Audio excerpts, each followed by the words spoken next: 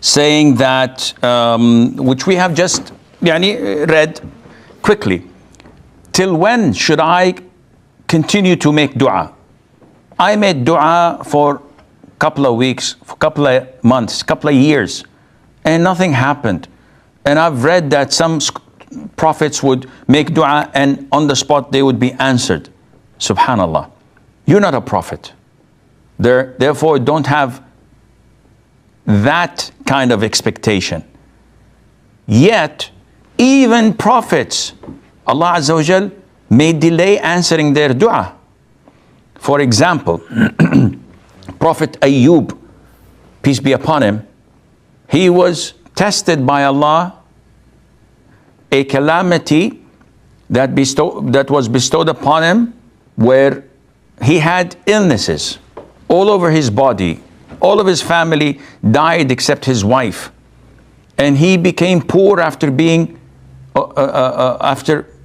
rich.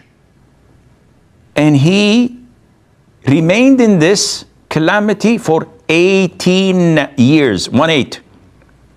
And then Allah Azza wa Jal restored all of his favors and blessing upon him, and he was patient, and Allah complimented him as being patient. So you're not a messenger, and definitely you've not been making dua for 18 years. Secondly, it is a big mistake that when we ask Allah for something, we think that this is the best thing, and either my way or the highway. Either it's going to happen, which means Allah Azza wa Jal loves me and favors me, or it doesn't happen, which means I'm cursed, I'm jinxed, Allah doesn't love me, why does Allah hate me?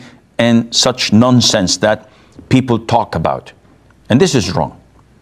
I ask Allah Azza wa Jal for a beautiful car, and Allah does not give me a car. I shouldn't be sad, because when I ask for something, the Prophet told us in an authentic hadith alayhi salatu wasalam, that Allah Azza wa Jal gives us one of three, answers us in one of three ways.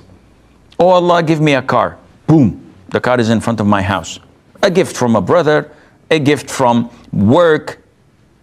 You never know. This is one. The second, oh Allah, give me a car. Allah doesn't give me a car. But it was predestined that there will come an illness that would put me in hospital, and the hospital bill would be 100,000 riyals. Exactly the amount of that car. And Allah Azza wa Jal deflected that illness, and it did not come to me. I don't know that this was predestined, it was going to happen to me. But because I'm making dua, Allah Azza wa Jal took it away from me. Number three, oh Allah, grant me a car. Open the door, there's no car outside.